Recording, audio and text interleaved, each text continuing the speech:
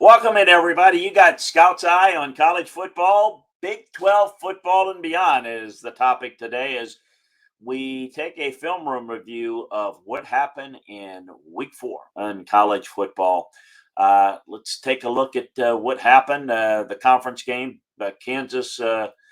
If you take a look at the conference games thus far in this league, think about this. Kansas has won at West Virginia in overtime. Texas Tech defeated Texas in overtime. Kansas State and Baylor landed road wins. Oklahoma and Iowa State, respectively. But those games were separated by 7 points. That's it. The biggest margin of victory in conference games thus far came when Kansas landed a rare double-digit overtime win after picking off West Virginia's final pass attempt and running it back for a touchdown. So there's not much that separates the teams here in the Big 12, which makes it really fun. It's really interesting. And breaking down the tape is more intriguing than ever watching it week in and week out because you're looking at teams where no one is really separating. There's some good teams, and I think the league is very good top to bottom. I just don't think it's like really strong at the top, meaning there's not a playoff caliber team, it looks like. National playoff caliber team. We can debate that there is a fourth caliber team outside of the top three, Georgia, Alabama, and Ohio State. But I don't think there's a real elite team, but there's some good teams. Blake Shapen made the most of his first Big 12 start. He threw for 238 yards, 3 touchdowns, looked really good. Baylor going on the road to beat Iowa State. Now, there was some really bad officiating in that game. That I think certainly affected this game. But hey, those happen, and not excusing it. But that was certainly a big factor. 2 second-half Hunter Decker's interceptions prevented the Cyclones from scaling back a 3-point halftime deficit. Big win for the Red Raiders at home against Texas, 37-34. Is it the last game between these two teams in Lubbuck for the foreseeable future? Red Raiders quarterback Donovan Smith led Texas Tech from down 14 midway through the third quarter, folks. Joey McGuire's team scored the Red Raiders' first win over a ranked team since 2019. First time in a while for Texas Tech. Look, the Texas defense let them down. You got a 14-point lead midway through the third quarter, and you're Texas, and you're going to be a special team, then you've got to be able to hold on and beat Texas Tech. Couldn't do it because they're not a special team right now. Kansas continued its scorching offensive output, beat previously unbeat Duke 35-27. The Jayhawks are 4-0 for the first time since 2009. They are cleared its over and under. I mean, they were on over and under. They were 2.5. How about that? 4-0, and it's not even October. Sonny Dykes, in much anticipated return to Dallas, ended with an iron skillet, returning to Fort Worth as TCU won 42-34 against SMU. The team moved the football very well. TCU won the turnover battle on both interceptions, but SMU led directly to TCU touchdowns. Big win for Neil Brown in West Virginia over Virginia Tech Friday night. Previously, I think underachieving West Virginia defense led the way. They only allowed 2.8 yards per play. Virginia Tech's not a great test, but certainly it was a good get for them. Conference play is off the ground. By the end of the last weekend, 8 of the 10 conference schools have lost a game against another conference. And if those early games are any indication, it's going to be really wild. Kind of hit the games again a little bit, kind of briefly here. But Texas Tech, was the first game I want to get to. But I want to remind you to check out LandryFootball.com if you want to get detailed breakdowns of all of these games and all of these teams inside the Big 12 and every other conference, as well as the NFL. Previews, reviews, head on over to LandryFootball.com. Take advantage of the football season sale. Got great offers there. 6-month offer. You can try it for a month. The best deal we have is the 12-month offer. Ask you again to subscribe, like, and share the Landry Football Podcast Network and Off the Hook Sports YouTube channel. Texas Tech, certainly the big difference in that game was a fumble by B. John Robinson, who never fumbles a football. That was a big factor. And the fact that the defense of Texas couldn't contain Donovan Smith and this Texas Tech offense. Robinson ran for 101 yards and 2 touchdowns on 16 carries, but he lost that crucial fumble in overtime. The Red Raiders were 6 for 8 on fourth downs. They took chances. But they were able to make it work for them. Longhorns host West Virginia, now 2-2. We forget that loss to Alabama almost felt like a win. Let's remind folks that the Longhorns are 2-2 now. Kansas State, what a performance against Oklahoma, and what a performance, Adrian Martinez. Look, the big difference was Oklahoma defensively did not do a good job with their pass rush against Adrian Martinez. They came upfield and they allowed the escape lanes up the middle, which is where Adrian Martinez likes to run. A bad job there, not adjusting to that. That's what Martinez does. He does so well. To not be better prepared for that was really surprising from an Oklahoma standpoint.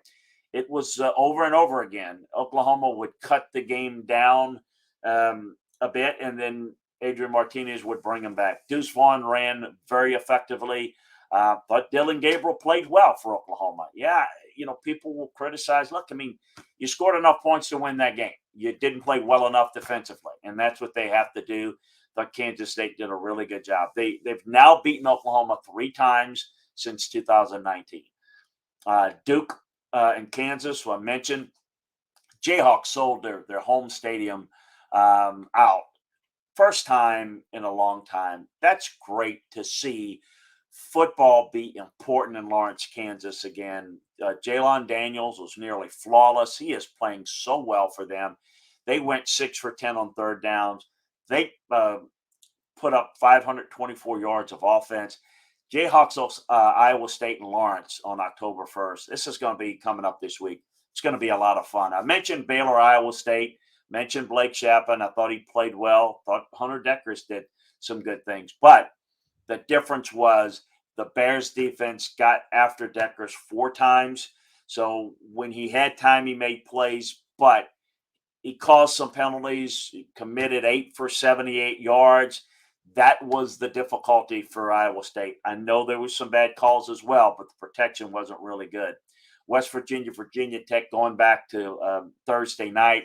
Again, nice win. C.J. Donaldson, Justin Johnson really did a good job of gashing Virginia Tech on the ground.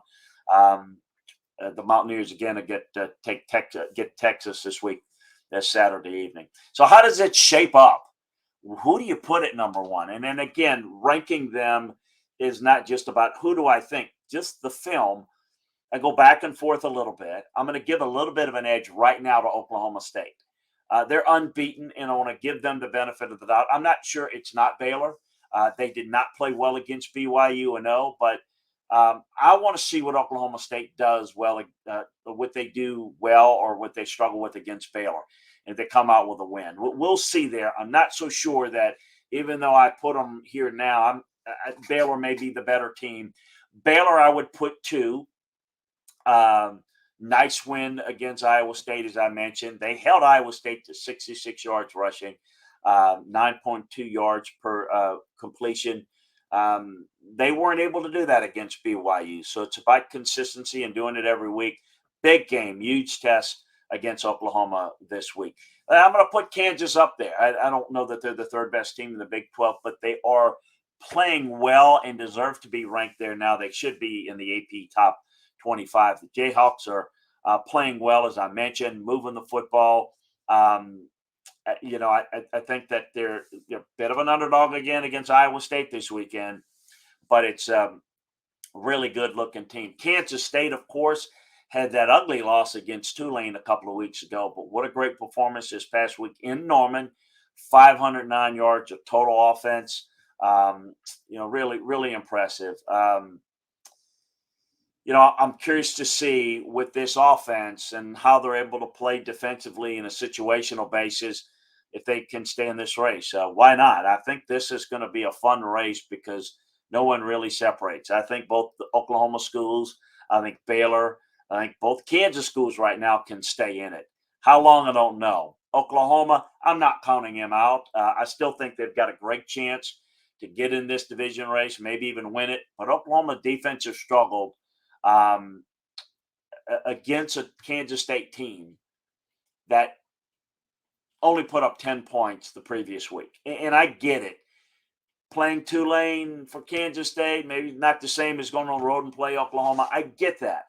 But it's more to it than that. It was about what Oklahoma didn't do. But I think what Oklahoma did defensively or didn't do is correctable. So I wouldn't give up on them. Like what Joey McGuire's doing, I thought they let it all out against Texas, and 8 fourth down, tries, as I mentioned, converting 6 of them, averaged 3.4 yards a carry, not 5.9 yards per pass attempt. TCU was a big mystery heading into the season. Max Duggan is off to a good start. The offense is fine. The next 4 weeks, Oklahoma, at Kansas, Oklahoma State, and Kansas State. We're going to know what TCU is coming up. Texas, look, they're 2-2. I want to be positive about what they're doing. Last week was a step back.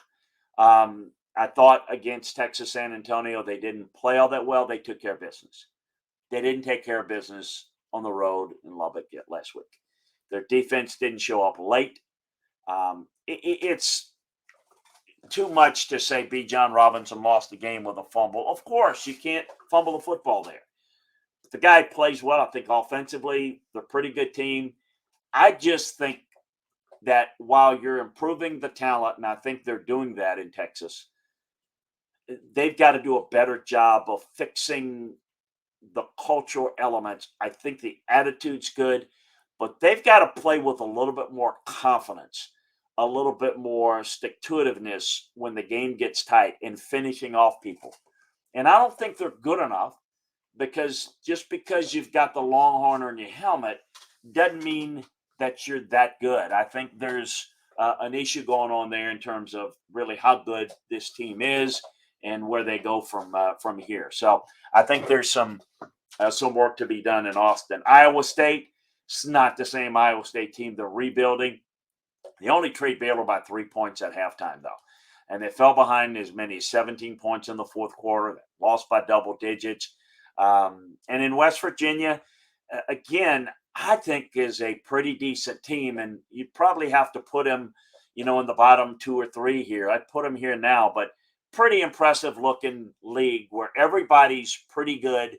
Nobody's outstanding. So whenever you have a lack of an elite team and you have lack of a bad team, and everybody gets compressed in the middle.